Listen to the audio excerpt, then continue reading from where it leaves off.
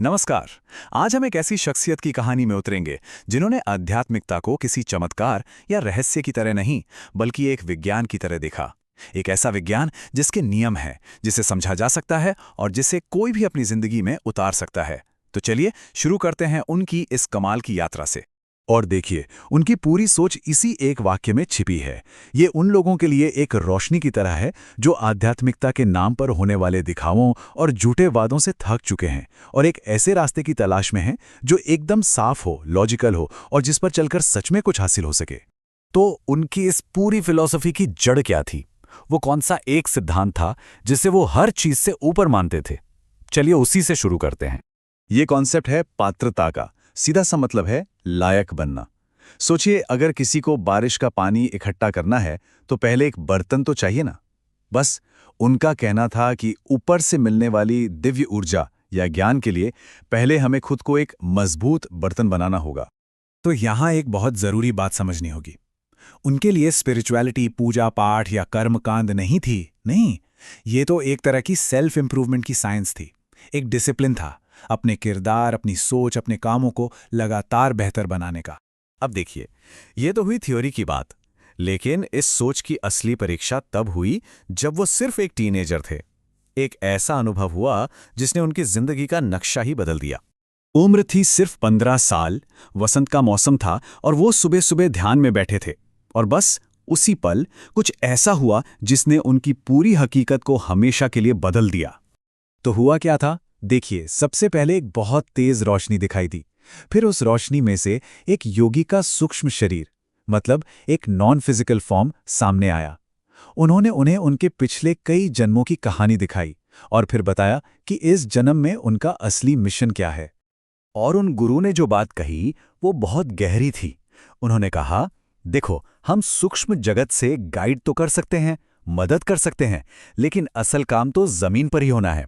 और उसके लिए एक इंसानी शरीर, एक माध्यम चाहिए, और वो माध्यम तुम हो। तो ये जो मुलाकात थी, ये कोई सपना या एक पल का अनुभव नहीं था। इसके साथ साथ उन्हें एक पूरी लाइफ लॉन्ग ट्रेनिंग का करिकुलम भी मिला। गुरु ने उन्हें एक बहुत ही कठिन साधना करने को कहा। साधना मतलब एक ऐसा डिसिप्लिन्ड अभ्यास जो किसी बड़े मकसद के लिए खुद को तैयार करने या यूं कहें कि तराशने के लिए किया जाता है। और ये साधना कोई एक चीज नहीं थी। उन्हें एक साथ 3 मोर्चों पर काम करना था।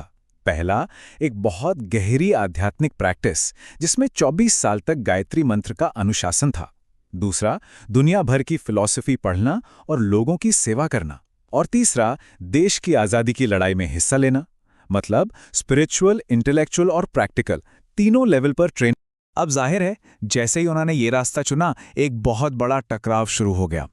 एक तरफ थी ये दुनियादारी, परिवार की उम्मीदें, आराम की जिंदगी, और दूसरी तरफ थी आत्मा की आवाज जो कह रही थी कि तुम्हारा मकसद बहुत बड़ा है, तुम्हें सेवा के लिए जीना है।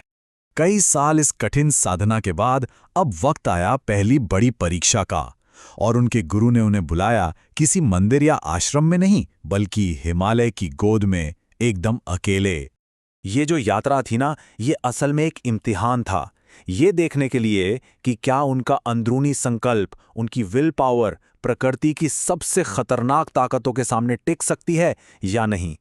पहला टेस्ट, एकांत, बिल्कुल अकेलापन। कई कई दिनों तक कोई दूसरा इंसान नजर नहीं आया, सिर्फ वो और कुदरत। ये अकेलेपन के डर को जीतने की ट्रेनिंग थी। अगली चुनौती, हाड़ कंपा देने वाली ठंड, बहुत कम कपड़ों में। यहां उन्हें सीखना था कि कैसे मन की शक्ति से शरीर पर काबू पाया जा सकता है, कैसे ठंड को महसूस करना बंद किया जा सकता है। और फिर आखिरी परीक्षा, डर। बार बार उनका सामना खूंखार जंगली जानवरों से हुआ और यहां उन्हें अपने डर को जीतना था, उसे दोस्ती और निर्भयता में बदलना था। और इन तीनों परीक्षाओं का नतीजा क्या निकला? एक जबरदस्त सबक कि असली चीज बाहरी हालात नहीं है, बल्कि हमारी मनस्थिति है, हमारा अंदर का स्टेट। अगर वो मजबूत और ट्रेंड है तो बाहर की कोई भी मुश्किल हमें छू नहीं सकती। तो जब वो इस कठिन परीक्षा में पास हो गए, तब उन्हें उनके मिशन की असली तस्वीर दिखाने का वक्त आ गया था।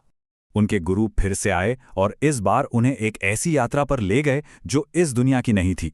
ये यात्रा फिजिकल बॉडी से नहीं, बल्कि सूक्ष्म शरीर से होनी थी, मतलब चेतना की यात्रा। तो हुआ ये कि गुरु ने उनकी चेतना को शरीर से बाहर निकाला और वो हवा में तैरते हुए हिमालय की उन ऊंचाइयों पर पहुंचे जहां कोई नहीं जा सकता। वहां उन्हें कुछ छिपी हुई गुफाओं में ले जाया गया, जहां हजारों सालों से कई सिद्ध ऋषि अपने सूक्ष्म शरीर में रहते हैं। और वहां उन्हें उस महान टीम से मिलवाया गया जिसका मिशन इंसानियत की भलाई करना है। यही उन्हें ये एहसास हुआ कि उनकी ये जो साधना है, ये जो मिशन है, वो अकेला नहीं है। वो एक बहुत बड़ी सदियों पुरानी योजना का हिस्सा है और वो इस धरती पर उस योजना का एक जरिया है। इस अनुभव के बाद ये बात उनके मन में पत्थर की लकीर की तरह बैठ गई कि उन्हें जो भी शक्तियां मिलेंगी, जो भी वो करेंगे, वो अपने लिए नहीं होगा। सब कुछ पूरी तरह से दुनिया की भलाई के लिए होगा। वो बस एक जरिया होंगे। तो उनकी ये कहानी हमें एक बहुत बड़े सवाल पर लाकर छोड़ देती है।